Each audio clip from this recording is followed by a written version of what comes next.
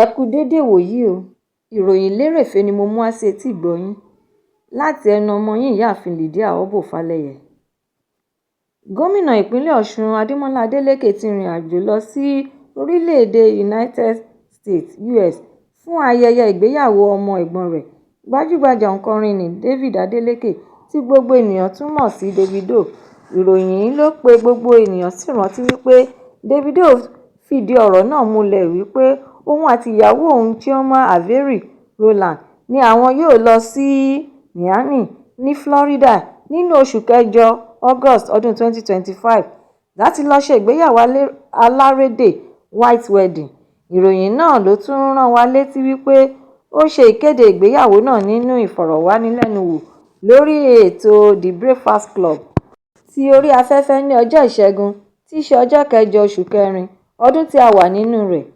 Agbẹnusọ fún gómìnà Ọláwálé Rasheed ni ó fi ìdí ọ̀rọ̀ náà múlẹ̀ ní ọjọ́ Ìṣẹ́gun wípé Adeleke ti rìnrìn àjò nínú èsì rẹ̀ tí ó fi dá àwọn ẹgbẹ́ alátakò wọn lóhùn lórí awuyewuye ibi tí gómìnà lọ.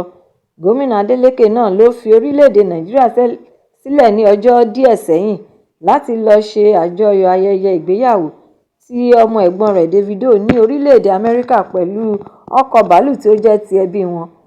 Agbẹnusọ náà tún sọ síwájú wípé ó fi ìwé ìpè sí ibi ayẹyẹ ìgbéyàwó náà ṣọwọ́ sí àwọn ẹgbẹ́ alátakò pẹ̀lú láti lè wá bá a ṣe alábàápín nínú ayọ̀ tí ìdílé rẹ̀ náà. Rasheed tún wá fi kún ọ̀rọ̀ rẹ̀ wípé àwọn tí kò bá ní àǹfààní láti lọ sí ibi ayẹyẹ náà lè darapọ̀ mọ́ ìdílé náà lórí ẹ̀rọ ayélujára. Ó tún wá ké ọ̀rọ̀ rẹ̀ lẹ́yìn wípé òun ṣe àkíyèsí wípé láti ọjọ́ tí gómìnà Adeleke ti gun orí àga àlééfà ipò gómìnà nínú oṣù kọkànlá ọdún 2022 November, gómìnà kò tíì gba ààyè láti lọ fún ìsinmi rí. Nítorí ìdí èyí, ìrìn àjò tí ó lọ náà fi hàn pé kò ní pẹ́ rárá àti pé ìgbà gbogbo ni gómìnà máa ń pe igbákejì rẹ̀, Ọmọọba Kọ́lá Adéwùsì, ẹni tí ó ń ṣe alábòójútó gbogbo ètò àti iṣẹ́ ìjọba báyìí. Ẹ̀kúnrẹ́rẹ́ ìròyìn eléyìí wà nínú ìwé ìròyìn Punch tòní. Kọmíṣánná lórí ìrìn àjò Transportation ti ìpínlẹ̀ Kano Ibrahim Namadi ti kọ̀wé fipò rẹ̀ sílẹ̀ lẹ́yìn wákàtí tí gómìnà Abba Kabir Yusuf gba èsì àkọsílẹ̀ tí àwọn ìgbìmọ̀ ṣe lórí ìwádìí tí wọ́n fi kàn án wípé ó lọ́wọ́ nínú ètò ìgbanisílẹ̀ bẹ́ẹ̀lì afurasí tí ó jẹ́ ògbóǹtarìgì nínú gbígbé egbòogi olóró drug baron Suleiman Aminu Dawanau. Èsì àkọsílẹ̀ tí àwọn ìgbìmọ̀ náà fi ṣọwọ́ sí gómìnà láti ọwọ́ akọ̀wé sí ìjọba ìpínlẹ̀ SSG Umar Farouk fìdí rẹ̀ múlẹ̀ wípé kọmíṣánná náà ló ṣe onídùúró fún afurasí náà, ṣùgbọ́n òun kò rí ẹ̀rí àrídájú wípé kọmíṣánná náà san owó tí ó jẹ́ mílíọ̀nù 5 million naira fún ìdásílẹ̀ afurasí náà. Agbẹnusọ fún gómìnà ìpínlẹ̀ náà Sanusi Bacchor wá yànnàná ọ̀rọ̀ náà wípé kọmíṣánná náà ti ṣàlàyé ìdí tí ó fi pinnu láti kọ̀wé fipò rẹ̀ sílẹ̀ kò ju wípé ìfẹ́ àwọn ará ìlú tí ó múmú láyà òun borí ohunkóhun tí òun ìbá ṣe lórí ìṣẹ̀lẹ̀ tí ó wáyé náà, àti pé òun wà lára ìṣèjọba tí ó ń gbógun ti títà àti lílo egbòogi ogun olóró. Eléyìí ló ṣe jẹ́ ìnira fún òun láti gbé ìgbésẹ̀ tí òun yàn.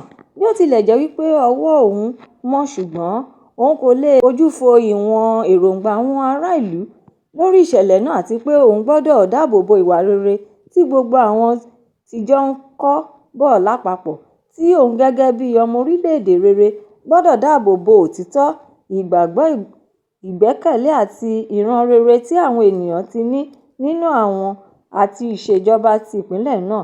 Nígbà tí gómìnà Abba Yusuf tẹ́wọ́ gba ìwé fífipò sílẹ̀ náà tí kọmíṣánná àná tẹ́lẹ̀ rí ni ó wá gbóríyìn fún gbogbo àwọn tí wọ́n wà lábẹ́ ìṣèjọba ìpínlẹ̀ náà fún bí wọ́n ṣe ń ṣe ìdájọ́ òdodo, tí wọ́n kó ara wọn ní ìjánu, tí wọ́n sì tún ń dojú ìjà kọ lílo egbòogi oògùn olóró àti àwọn ìwà tí ó farapẹ́ ohun ìwà búburú èyí tí ó ń bá àwọn ọ̀dọ́ àti orílẹ̀-èdè lápapọ̀ fínra. Gómìnà tún wá ṣe àfikún ọ̀rọ̀ rẹ̀ wípé gbogbo àwọn olóṣèlú tí wọ́n ń gbé ipò kan fún tàbí iṣẹ́ lé lọ́wọ́ ni kí wọ́n máa ronú kí wọ́n sì tún máa ṣọ́ra lórí àwọn ọ̀rọ̀ tí ó ṣe kókó, kí wọ́n sì tún rí i dájú wípé wọ́n gba àṣẹ láti ọ̀dọ̀ àwọn adarí tí ó tún ga jù wọ́n lọ nígbàkúgbà tí wọ́n bá fẹ́ lọ́wọ́ nínú ọ̀rọ̀ tí ó jẹ mọ́ ti àwọn ará ìlú tí wọ́n fẹ́ dá sí náà má bàa wá di ọ̀ràn sí wọn lọ́rùn. Ẹ̀kúnrẹ́rẹ́ ìròyìn eléyìí náà wà nínú ìwé ìròyìn Vanguard.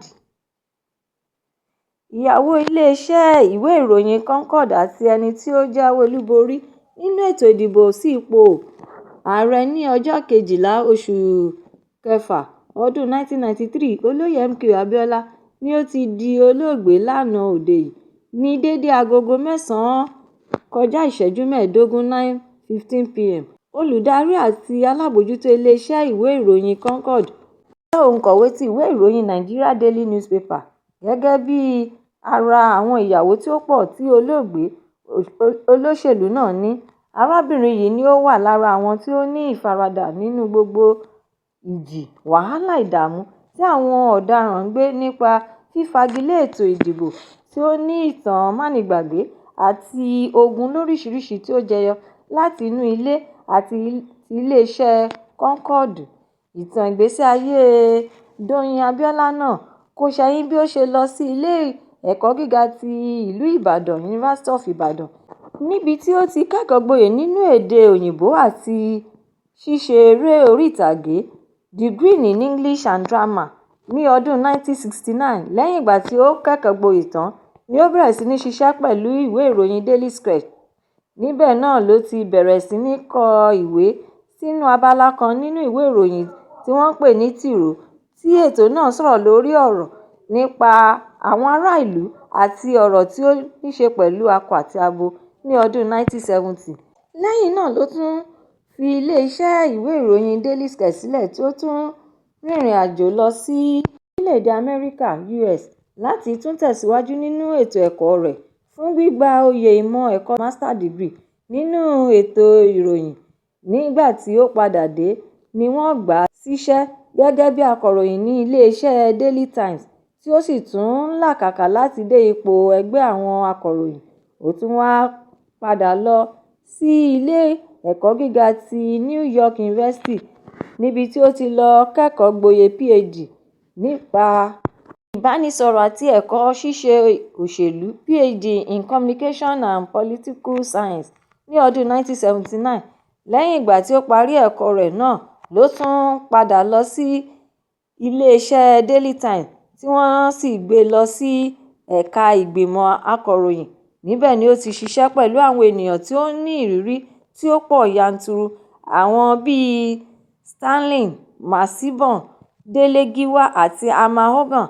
Kò pẹ́ púpọ̀ rárá ní iléeṣẹ́ Daily Times kí ó tó di pé ó bọ̀dí lọ sí iléeṣẹ́ tuntun ti ìwé ìròyìn National Concord.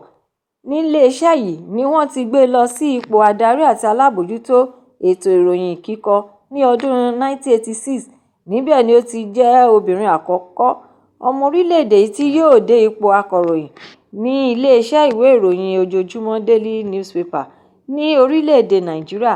Dóyin Abiola ṣe ìgbéyàwó ní ọdún 1981 àti pé iṣẹ́ tí ó yàn láàyò náà ni ó ṣe fún odidi ìran ìgbà mẹ́ta (3 decades). Ó tún ṣiṣẹ́ ní ilé-iṣẹ́ ìròyìn káàkiri ní orílẹ̀-èdè yìí. Ẹ̀kúnrẹ́rẹ́ ìròyìn eléyìí náà wà nínú ìwé ìròyìn The Nation. Olórí ìlú ní ìjọba ìbílẹ̀ Boko ní agbègbè ìpínlẹ̀ Plateau, Dayohara Majid, ni ó ti ké sí Ààrẹ Bọ́lá Tinubu láti tètè kéde ìjọba pàjáwìrì ní ìpínlẹ̀ náà kí ó bàa lè dẹ́kun ìwà ìpànìyàn ní ìpakúpa àti ìtàjẹ̀sílẹ̀ láti ọwọ́ àwọn ẹgbẹ́ ajìjàgbara Fúlàní. Majid, tí ó tún wá jẹ́ Waziri Mushere ní ìjọba ìbílẹ̀ Popo, ló rawọ́ ẹ̀bẹ̀ sí ààrẹ níbi ìpàdé àwọn oníròyìn èyí tí ó wáyé ní ìlú Àbújá ní ọjọ́ Ìṣẹ́gun, tí ó sì tún sọ ọ́ di mímọ̀ wípé ìpè náà ti di dandan nítorí ìṣẹ̀lẹ̀ búburú tí àwọn Fúlàní darandaran náà tí ó ń wáyé lemọ́lemọ́ tí wọ́n sì tún gbógun ti àwọn ará ìlú lóríṣiríṣi. wọ́n pa àwọn ọmọ onílùú nípakúpa tí wọ́n a sì tún lé òmíràn kúrò nínú ilé wọn.